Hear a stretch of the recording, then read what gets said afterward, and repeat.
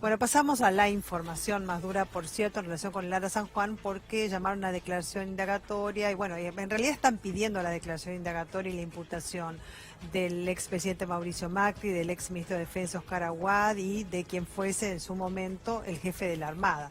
¿Por qué digo, digamos que es esta instancia de solicitud? Porque lo hace el fiscal general de la Cámara de Comodoro Rivadavia y hay que ver cuando el fiscal hace una presentación, si, digamos, el juez la admite o no, la viabiliza. Esto tiene que ver con los procesamientos anteriores que no llegaban a esta instancia política, sino que llegaban a miembros de la alta cúpula de la Armada, pero no a una instancia tan alta como la que estamos nombrando. Miguel Ponce de León, vos tenés mucha más información sobre esto, ¿no? ¿Cómo es la solicitud que hace el fiscal general?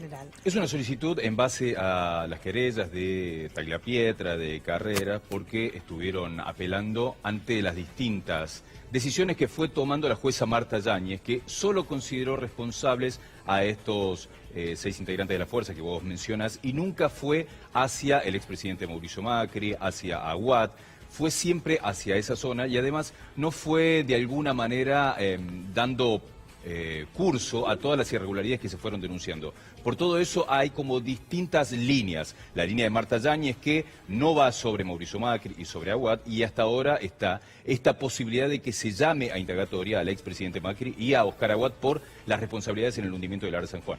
Luis Tagliapietra, ¿qué tal? ¿Cómo te va? Bienvenido, buenas tardes. Hace tiempo que no te veía. Bueno, la información te trae por acá. ¿Tenés alguna expectativa respecto a la solicitud del fiscal general? ¿Se puede viabilizar? Vos además sos abogado, además de damnificado, por supuesto, porque has perdido a tu hijo. Sí, bueno, como decía Miguel, fueron 3 días de audiencias. Cuando se interpone un recurso de apelación, hay una audiencia previa que los jueces de la Cámara nos escuchan a las partes para que nosotros podamos expresar con palabras lo que a veces la fría letra del papel no transmite. Terminaron siendo 3 días, ¿no? Que tuve la oportunidad de agradecer a la Cámara Federal porque terminamos un día sábado. Ayer sábado terminamos la última audiencia que se fue desarrollando con mucha pasión y con mucho respeto, y que, bueno, para que pueda terminar, terminó ayer. Luis, ¿cómo le puedes explicar a la gente que no está siguiendo el minuto a minuto de lo judicial cuáles son las responsabilidades de Mauricio Macri y de Oscar Aguad en el hundimiento del Lara San Juan? Claro, es una causa tan compleja y además tan única. De hecho, lo hemos expuesto. Es lo que se llama leading case. Es algo que estamos casi aprendiendo en el transcurso. Ahora, las responsabilidades de Macri y Aguad son clarísimas, no hay duda. La jueza en su fallo, cuando los exculpa, porque lo hace taxativamente, dice que como no cumplían funciones operacionales, no tienen por qué ser responsables. Y yo hice una comparación burda, pero es lo mismo, era como si al capo narco, porque no lleva la droga ni lleva la plata, no lo vas a responsabilizar. Acá obviamente hay una responsabilidad absoluta que le brinda la Constitución Nacional al presidente en el artículo 99, inciso 12, y que es indelegable. ¿Qué irregularidades viste, por ejemplo, en el caso de Oscar Aguad, que estaba mucho más cerca, se supone, que Macri? Sí, hay una doble vía en esto, porque por un lado tenemos todo lo previo a la desaparición del submarino, ¿no? Y en ese caso ambos, fundamentalmente el ministro Aguad, tenían conocimiento del estado previo del mismo y que claramente por todos los informes de la propia Armada que le elevaron al ministerio, tenían que saber que no estaba en condiciones de realizar una misión como la que hicieron. ¿Qué te enteraste de cómo estaba el submarino? Y perdón, para resolverte esto, y el presidente no puede alegar desconocimiento, porque en las reuniones de gabinete todos sabemos que cada ministro informa, y si no lo informó tiene que denunciarlo. Entonces, por acción o por omisión son responsables. Perdón. ¿Qué te enteraste de cómo estaba el submarino? Bueno, como te decía, la propia Armada hizo una auditoría interna, no solo sobre el submarino, sino sobre toda la flota, aviones, y la propia Armada detectó 33 que ellos llaman observaciones, que en realidad son falencias que tenía, algunas más graves, otras no tanto, pero por ejemplo, trajes de escape vencidos, una radiobaliza que no estaba certificada porque no se le había hecho una prueba en el agua, entonces no sabían si iba a funcionar o no. Máscaras de oxígeno menor, o sea, había 40 cuando eran 44 tripulantes, o sea, ya estaban condenando a 4 por lo menos a que no puedan tener máscara de oxígeno, y así, como te digo, 33, que algunas son gravísimas, y que con la gente que nos asesora, que está vinculado a la Marina Mercante y a las normas internacionales de navegabilidad, me decían, un buque mercante, que no podemos comparar un mercante con un buque de guerra. Un buque de guerra tiene que tener mayores seguridades, ¿no? en la navegación. Bueno, un buque mercante con una sola de esas 33 observaciones no zarpa. ¿Qué te generó a vos como familiar de una víctima la conducta que estuvieron teniendo Mauricio Macri y Oscar Aguad desde que se conoció la desaparición hasta que finalmente se lo encontró?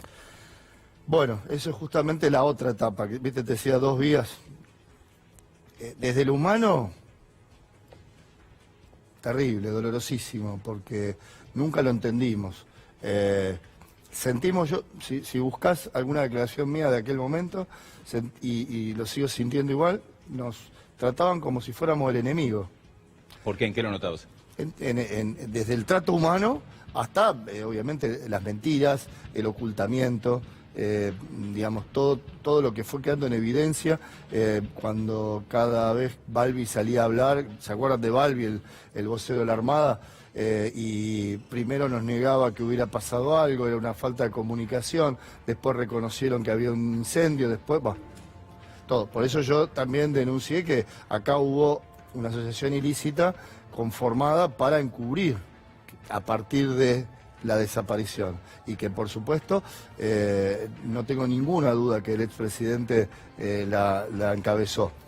Y a colación de esto viene lo que acabamos de confirmar hace poco más de un mes. Que lo estuvieron espiando. La propia interventora actual de la AFI, de la Agencia Federal de Inteligencia, la doctora Camaño, a la que además tuve la oportunidad de agradecerle, porque si ella no hubiera hecho la denuncia a partir del hallazgo de estos 3 discos rígidos, solo hubiera quedado en una cuestión paranoica nuestra, ¿no? Porque así nos trataron, cuando nosotros decíamos, nos tratan como enemigos, sentimos que nos espían, los teléfonos tienen signos de estar intervenidos, se nos desaparecieron cosas de los aparatos, tuvimos intentos o ingresos sin autorización a las cuentas de correo electrónico, ¿no? Un fiscal me dice, paranoia, vamos a hacerlo, pero... Luis, después de que pasó todo este tiempo, te he entrevistado varias veces, ¿no? Ya desde los comienzos. Obviamente con mucho dolor como padre, a veces decíamos también la imposibilidad de hacer el duelo teniendo a tu hijo como esté, para poder abrazarlo, para poder despedirte. Y eso es imposible. ¿Cómo estás hoy? ¿Cómo pudiste superar esa instancia? Mira, todo lo que somos papás, creo que ni en la peor pesadilla podés representarte, pasar por perder a un hijo. Encima me toca porque yo lo siento así.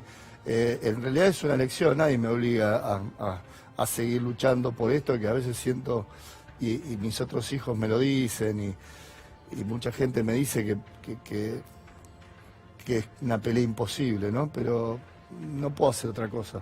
¿Por qué dicen que es imposible? Un poco por lo que estamos hablando ahora. Fíjate, estamos a casi 3 años. Recién logramos que un fiscal de Cámara adhiera a un pedido que venimos haciendo de hace más de 2 años. Un pedido que fue obviamente desoído por la jueza, fue desoído por el fiscal de instrucción, que además lo dijo, yo te puedo asegurar, mira, lo dijo de una manera que creo que todos nos quedamos así. Porque después yo alegué durante 4 horas aproximadamente, ¿no? Y al señor fiscal le tocó alegar después de mí. Habrá hablado 10 minutos. Y al último dijo, adhiero a la solicitud de indagatoria de Macri, quedamos helados. Pero después de 3 años. Claro. ¿Y sabes lo que nos falta todavía? Pero, a ver, entonces la herida está abierta todo el tiempo. Todo el tiempo se reabre, ¿no? Ahora no hay tus duelo. hijos te dicen, papá es imposible, porque es como diciendo es imposible luchar contra el poder, es imposible que se sepa qué pasó, es imposible.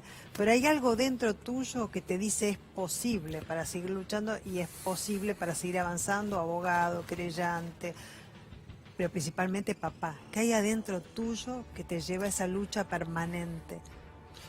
Y un poco eso tal vez, ¿no? Primero que yo por mis hijos doy la vida, creo que como cualquier padre, primero. Entonces, obviamente no me cabe la palabra imposible, como tampoco, capaz por una cuestión de personalidad, soy un cabeza dura, mientras más me dicen que no se puede, más me das ganas de demostrar lo contrario. Lo que pasa es que me lo dicen porque me ven sufrir mucho, me ven días sin dormir, me ven renegando y lidiando con un montón de cuestiones, porque no solamente tenemos una lucha contra los responsables, hay gente que hace, digamos, que yo siento que está infiltrada, no sé si solamente por una cuestión de espionaje, sino por cuestiones a veces de egos, quién sabe qué, que en lugar de hacer un frente común y luchar todos juntos, Eso pasó, se generan divisiones, ¿no? Y eso es muy duro también, porque uno tiene que estar lidiando contra lo que tiene enfrente, claro, más lo de adentro. y con algunos propios también, que me pasa, a veces hago esto y siempre surge alguna cuestión que tiene que ver más con eso, con intereses que no tienen nada que ver ni con la verdad ni con la justicia, y que hacen mal acá, ¿no? Hacen mal al corazón. Y por eso a veces me dicen... Por ahí pero, porque algunos pensarán como tus hijos, de que es muchos, imposible. Muchos piensan así, muchos también se han resignado. En medio de este dolor que sentís y en medio de la lucha que estuviste llevando a cabo en todos estos meses, ¿qué te pasó cuando Macri en conferencia de prensa se excusó diciendo el mar es inmenso y el submarino es muy pequeño? Bueno. ¿Por qué dijo eso? Mirá, es una de las burradas que dijo, de las miles de burradas que dijo, ¿no? Pero lo que pasa es que cuando se van acumulando, duele y da más bronca cada vez más. Cuando vos, hoy lo único que puedo rescatar de positivo del tiempo transcurrido es que uno puede hacer una especie de retrospección y de alguna manera mirar con otra perspectiva algunas de las cosas, ¿no? Y yo creo que esa frase que vos remarcás junto con algunas otras iban directamente relacionados a esto que nos quisieron meter en la cabeza en todo sentido, que todo era imposible. O sea, que era imposible encontrar a los chicos, al submarino, que era imposible saber qué es lo que pasó, ¿no? Y obviamente en ese momento no, pero si sumás un imposible más otro, imposible hacer justicia. ¿Y cuál es el resultado? Que hoy seguro van a terminar indagados porque, como vos bien describiste, Miguel, las querellas pedimos la indagatoria de los tres. El fiscal adhiere. Del otro lado, las defensas de los imputados no hicieron ningún tipo de rechazo.